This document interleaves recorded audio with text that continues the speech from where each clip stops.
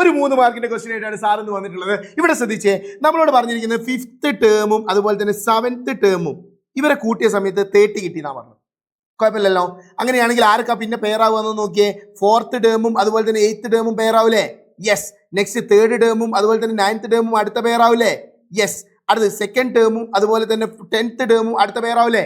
Yes. അതുപോലെ തന്നെ 1st ടേമും 10th ടേമും അടുത്ത പെയറാവൂലേ? യെസ്. ഇവരൊക്കെ പെയറായി മാറും. എന്താണ് ഈ പെയറുകളൊക്കെ പ്രത്യേകത? എല്ലാ പെയറുകളും എന്തായിരിക്കും നമ്മൾ പഠിച്ചത്? ഈക്വൽ ആയിരിക്കും എന്നാണ് കഴിഞ്ഞ ക്ലാസ്സിൽ നമ്മൾ പഠിച്ചിട്ടുണ്ടായിരുന്നത്. സോ നോക്കിയേ, ഫസ്റ്റ് ടേമും അതുപോലെ തന്നെ 11th ടേമും കൂട്ടിയാൽ എത്രയെന്നാണ് നമ്മുടെ സബ് ക്വസ്റ്റ്യൻ എയിൽ ചോദിച്ചത്. First term and 11th term, first ടേമും 11th ടേമും കൂട്ടിയാൽ അതൊരു പെയറാണ്. അതുകൊണ്ട് ആൻസർ എത്ര എന്നാ കിട്ടുക? 30 എന്ന ആൻസർ കിട്ടും. സോ എ ക്വസ്റ്റ്യൻ കഴിഞ്ഞു. ഇനി ബി ക്വസ്റ്റ്യനിലേക്ക് നോക്കിയേ. ബി ക്വസ്റ്റ്യനിൽ ചോദിച്ചിരിക്കുന്നത് നടുവിലുള്ള നമ്മുടെ 6th ടേം ആര് എന്നാണ് ചോദിച്ചത്. ഇതാ നടുവിൽ നിൽക്കുന്ന ഒരു ഉസ്മാൻ ഉണ്ടല്ലോ. ഈ ഉസ്മാന്റെ പ്രത്യേകത എന്താണ്? ഈ പെയറുകളുടെ ഒക്കെ പകുതി ആയിരിക്കുന്നല്ലേ. ഇവിടെ നമുക്ക് 30 ആണ് പെയറെങ്കിൽ അതിന്റെ പകുതി എത്രയാ? 30യുടെ പകുതി എത്ര?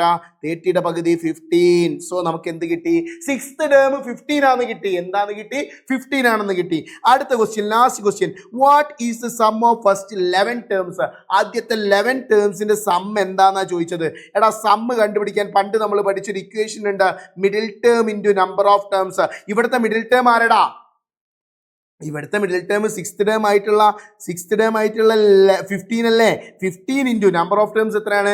എത്ര ആൾക്കാരുണ്ട് ഇവിടെ? 11 ആൾക്കാരുണ്ട്. സോ 15 ഇൻറ്റു 11 എന്ന് പറയുന്നത് 165. ആൻസർ കിട്ടിയില്ലേ? സെറ്റ് അല്ലേ?